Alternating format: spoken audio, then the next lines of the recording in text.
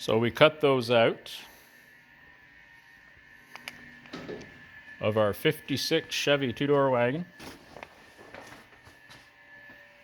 And that is what goes down there. So our plan of action, you can't tell from here, well, maybe we can.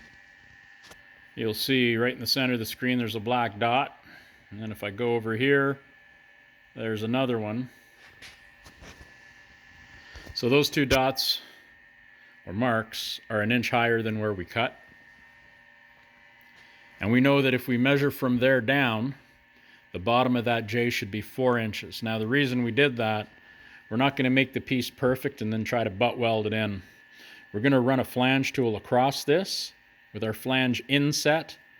We're going to make our new piece 1/2 inch bigger and lie it right into the flange, weld it solid across. Now this is a perfect place for a flange because it's straight and it'll make it super solid. The weld will be really well.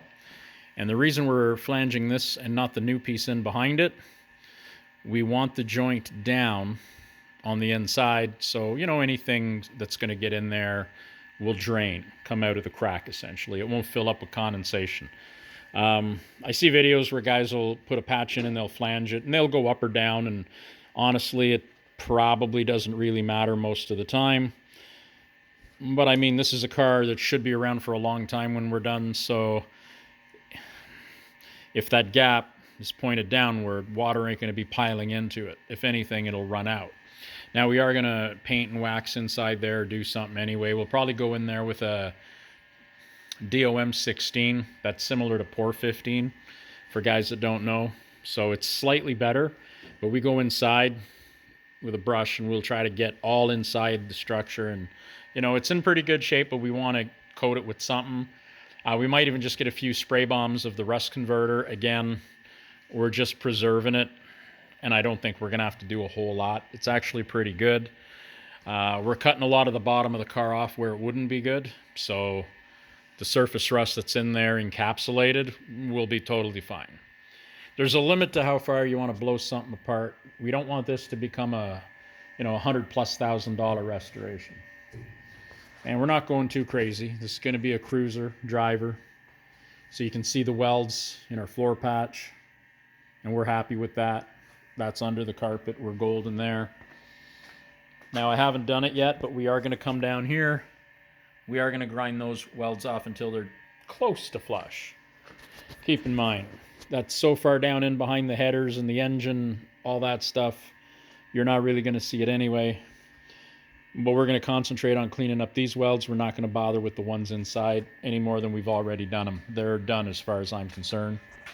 Same with the welds up here. You can kind of see some welding there, but we don't care as long as the what you can see is smooth enough to be nice. I mean, you could always run a bit of seam sealer, wet it down with some acetone and brush it out, but like I say, that's going to end up inside the car, in behind finish work and seats and trim and all the other stuff, right? So it's under the carpet. We don't really care. Now, while we were in there, we were able to look up inside. This is the minimum of what we're probably going to cut. Now, this doesn't have to be cut out at all, but because it's all dented, like I've said in the past, we're going to cut this. We're probably going to come straight across here and then straight down that edge. We're going to remake that corner all in one piece. And that way the only thing we got to weld is here, here, and down that edge. But while I was on the inside, I reached out around and kind of marked the minimum, just so that, and we marked out why. For instance, right here I wrote rust. There's a bit of rust right in this area here, but we want to go brand new to under the rocker, and this is the minimum we have to cut off. Back here, there's some weirdness up in here. That's why we went so big with this square. No rust in here whatsoever, but we're going to cut this off because it's all banged up and dented. There's a bit of Bondo there. We'll get rid of all that junk. And we'll just make one nice solid piece.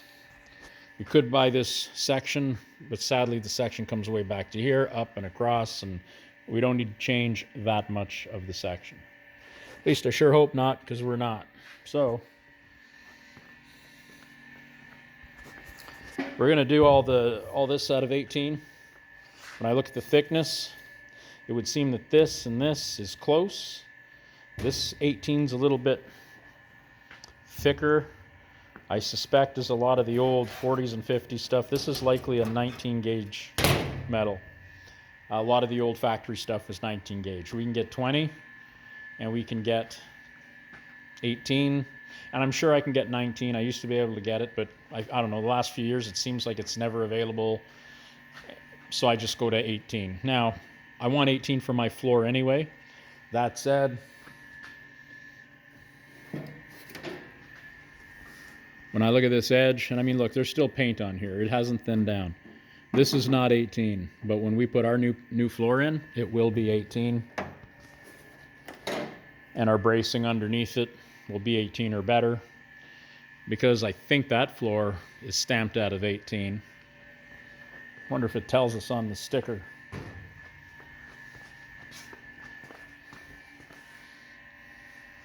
Well, it says number 18 right there. Of course, you're upside down, but when you spin you around, don't get dizzy. C-number 18. I don't know if that means it's 18 gauge, but I think this was advertised as 18 gauge. What do we got here?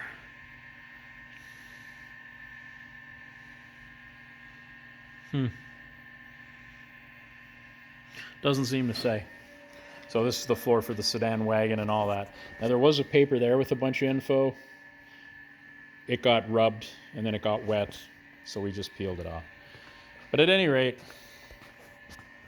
the floor is thick. Once they squish it and stamp it, there's places that stretch. So it's likely between 18 and 19, depending where you go. Like once they stretch all that shape into it, something's got to shrink and expand and do all the things metal does to make that shape. So there's places where it's going to be a little thinner, but I think they start, yeah, with 18 gauge.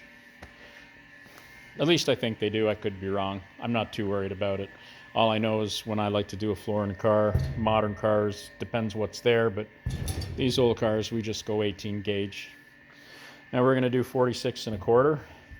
We're going to leave it 48 this way. That's going to be our floor. We will have to trim that edge off, but we might do a bend up there where it joins back there. We're not sure how we're doing that yet, but we just want to get this off, because once I have this one smaller, it gives me an easier piece to work with. We'll be able to mark these out, add an inch for this, and what, 3/4 an inch or 1/2 an inch, that's just 1/2 an inch. So we're going to have to basically, we want an extra 1/2 inch here, as I explained for in there where we flange it, so that'll overlap. Then we'll have to mark our bend. Then we'll have to mark that next bend. And then at that next bend, we'll come over this height right here. And you can see how the floor came up past it a little bit. So we might go a touch bigger, and that'll be fine. Because when we had the car sitting down on the floor,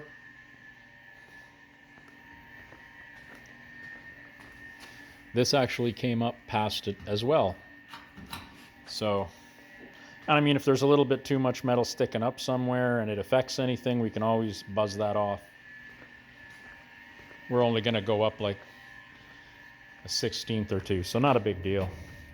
So you can see here where we've got two different heights. We're going to go to this height, just to give us a little more meat to weld to. Now, when you're cutting stuff like this, I'm not going to say go out and buy one of these. This is a 5-foot cutting edge for a Kubota tractor. Basically, there's one on the plow there, that black one across the bottom of the plow on my bike. Now, I never had a need to use this. I bought it for a project, and we ended up using this to make a wider one that was quite a bit thicker for the tractor in question. And he just told me to keep that and do whatever with it. And this is what I've been using it for. Of course, now that I have that, if I ever wear that out, I suppose I could use this. But anyway, we got this marked out at 46 1/4 width. I got this clamped on both sides, and all we're going to do is put a cutting wheel against this, just gently. You don't want to bite into it too much. Like, I've done this probably like 20, 30 times. There's places where there's still a bit of paint on the edge. We're just going to lie it against here gently and keep going back and forth. Now, if you cut straight through and hard, it seems to go faster. It also eats the wheel faster. But if you just run it slow across and put a groove in it and keep coming back, it'll tend to want to follow the groove. And once the groove starts to get deep, it won't even rub on this. So, and again, you can use a piece of 2" by 1/8" metal or whatever, just cold stock steel. We're just using it as a guide. So anyway, that's all we'll show you for right now. And later when I get that flanged up, I put the new ones in place. We'll do another video then. Thanks for watching.